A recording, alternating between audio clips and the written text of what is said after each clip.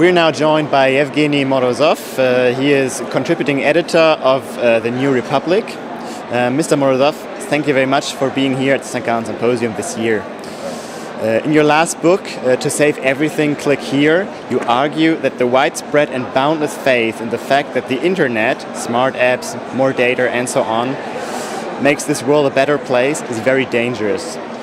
Is this belief something that covers all generations, or is it mainly a phenomenon of the digital native generation?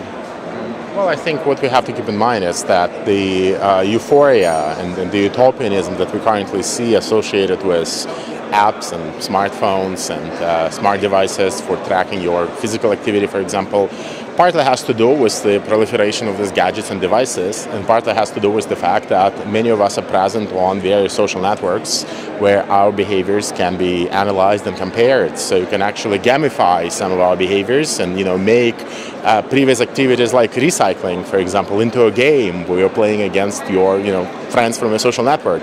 Technologically, that wasn't possible 20 or 50 years ago, simply because we were not all interrelated and interconnected on each other in real time on a network like Facebook.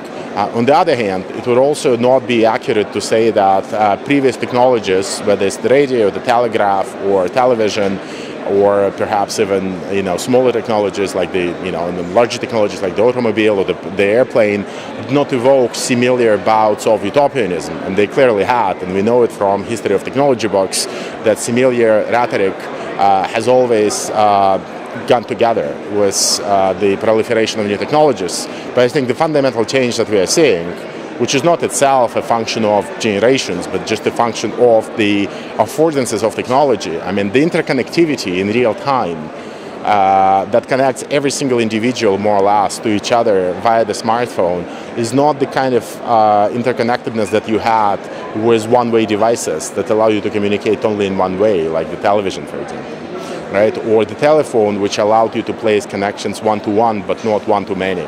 Right, so some of it, I would say, is a reflection of technological affordances, and of course those technological affordances do shape how the users, in this case the younger generations, think about those gadgets.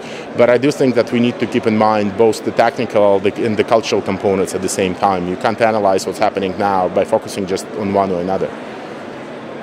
Do you think, for example, Google is a dangerous company because it has so much power over the internet and the topics and contents which are provided and shared over the internet?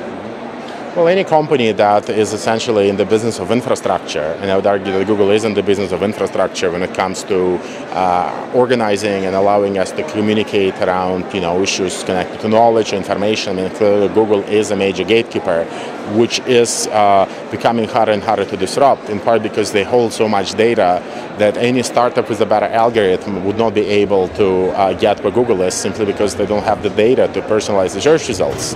But I think the danger of Google is not so much in its market power. The danger is in how benevolent we think it is when it comes to the public debate. Google and many other companies in Silicon Valley like to define themselves as ultimately being extremely benevolent, as actors who are just trying to improve the world, who explicitly claim to not be doing evil, who present themselves as NGOs, which are in it to improve the world and not to make money. And I think that this image that has emerged around Google and similar companies distracts us from coming to grips with the actual political and economic modes of existence that these companies have. And I think we have to start putting some of that rhetoric aside and focusing on the actual economic agendas that some of these companies have.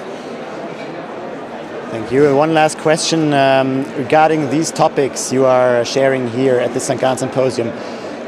Did you already find other participants, speakers who are right counterparts to discuss these topics here? Who is it? I mean, there are plenty of people here from the corporate sector working for some of these companies like Uber and many others. They're clearly here, and we had a very productive debate on a panel we had at the pre-conference yesterday with some of them who probably are a bit more optimistic about the power of some of these technologies, some of the companies to change the world, and it was a very fruitful debate, and I'm looking forward to the other 2 days of the conference. Thank you very much. I hope you will get the chance to do so, and I wish you a lot of fun and joy here at the St.Gallen Symposium. Thank you. Thank you so much.